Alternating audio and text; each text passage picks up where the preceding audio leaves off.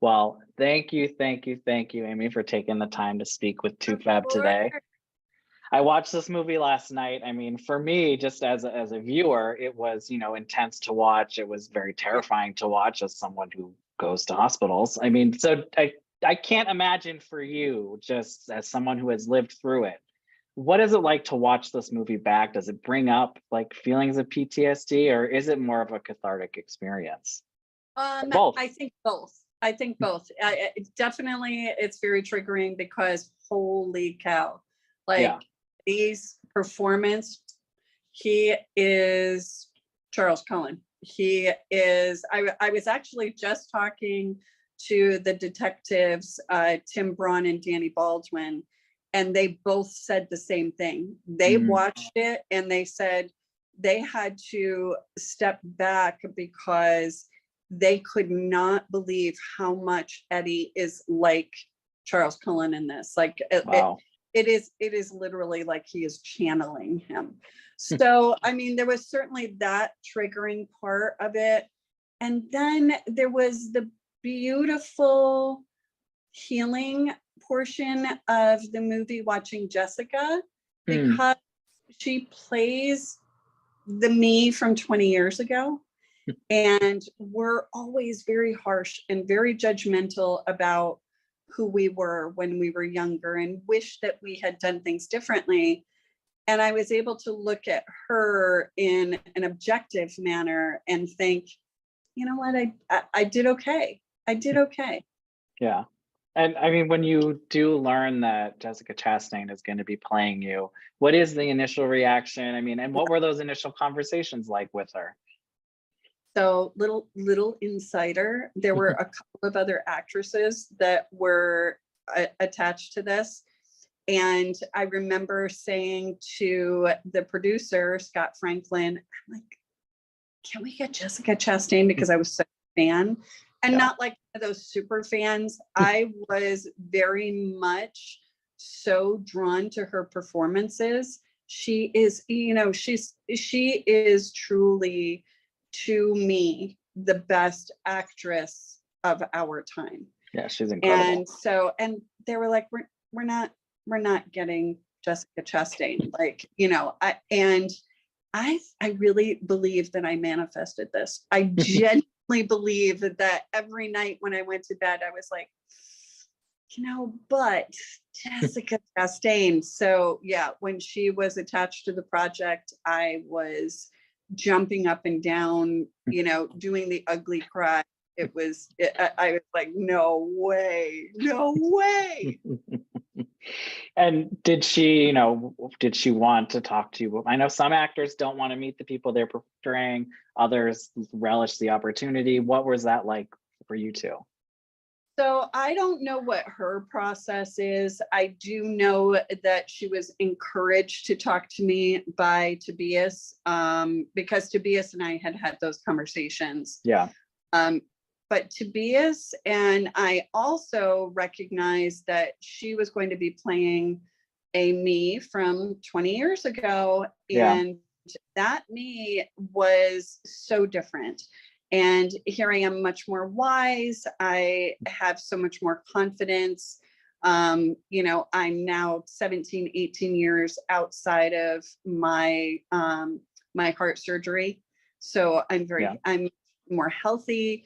So I really was concerned that somehow this was, this person was going to be put into her character of Mm, and I think she did such a beautiful job of melding both of us. mm, I think she did add a little bit of that gentleness that I've acquired.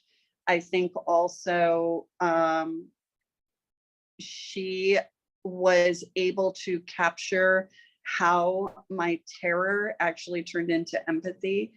And I genuinely believe she is the only person, the only actor that could have done that. yeah. I mean, she's just incredible in this. So She is. and as any movie, TV show that's inspired on, based on true life, there are some creative liberties that are taking just for Yes. storytelling purposes. Just how does this compare to what actually happened? And how do you see those changes as a positive? So Christy Wilson Cairns, the brilliant screenplay writer, we spent a lot of time together. And also this was almost 8 years in the making. So she and I had a lot of time to spend talking about the script. And the things that she changed made sense. I really do believe that if I said this doesn't make sense, this isn't going to translate, I feel like this is so far away from the truth. I think that if I had given that opinion, they would have changed it. I do understand that trying to take this complicated situation and change it into a 2-hour movie, there was no possible way that they would be able to describe, for instance, the intensity of closeness that I did have with this person that I only worked with. I was so close to him. And the way that she writes it in the script to translate it to that we spent, a lot of time together outside of the workplace, I understand why they did that, because I don't believe the audience would be able to understand just how close we were without that piece of it. So yes, the things that she wrote into the script that took creative liberties, really it was to give the audience a deeper understanding of our relationship. And, just speaking a little bit about your real life experience, just how difficult was it for you to have these suspicions about Charlie while also maintaining or pretending to maintain a friendship with him once you were confronted with this evidence? I mean, that's like spy stuff right there, which is terrifying to think of. Well, and it was. My phone was tapped. I also had all of my conversations recorded with him. So I would, spy stuff. Like I would go to this like dark warehouse and sit and talk to him on the phone with, 6 agents around me, and I pretend that I was just in my living room or in my kitchen, just having a conversation with him when I have all of these people listening in. And I don't know how I did it. I think maybe also I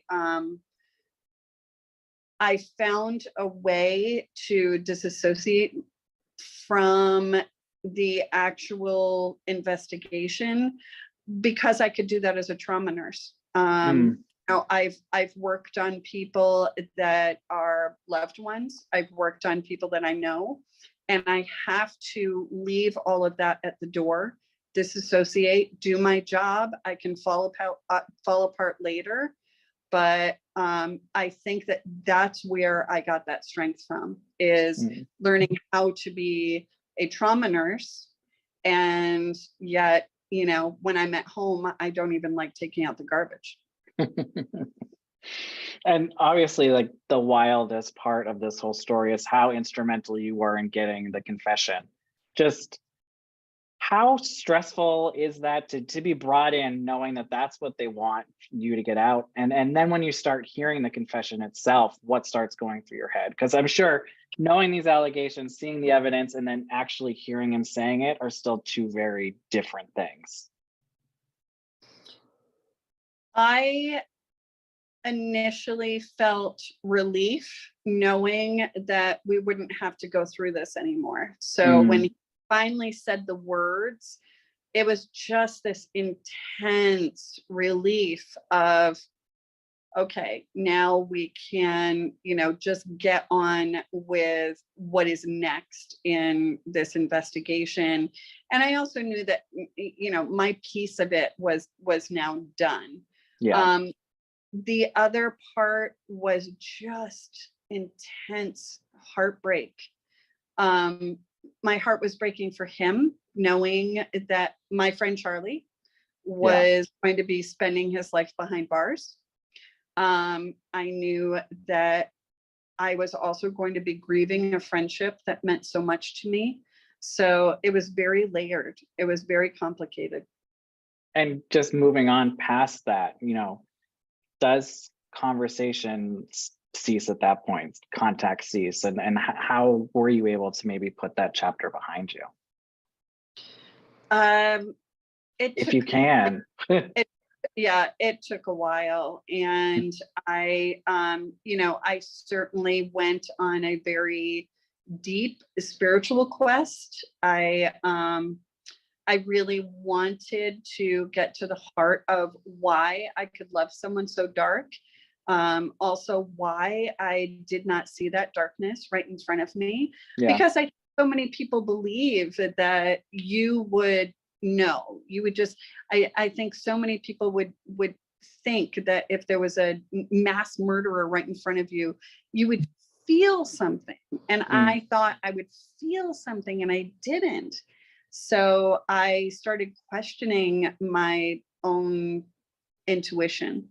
And so that spiritual quest led me on a beautiful path and a much deeper relationship with myself and with other people, and with forgiving and being allowed to forgive myself for not seeing it. I was gonna say, I saw something that you said that it just highlights how you focus on the good in people. And I think that is a beautiful attribute to have and something to acknowledge. So I'm glad you were able to realize that. And lastly, I just wanted to ask, because you're at the center of this, true crime stories in TV, it's so popular right now. Just how do you think having these types of projects can be a positive, can be beneficial? I think Tobias and Christy worked very, very hard, highlighting the fact that these victims were people, and being able to connect with the victims was the most important part for me of this film. Also highlighting the fact that gentleness is sometimes so much more powerful than trying to bully someone into, the fear of being captured. The only way that he is behind bars is because of that gentleness and because of that love that I had for him. Yeah. And I think that that's really the takeaway with this, is that love and gentleness can move mountains and can put serial killers away.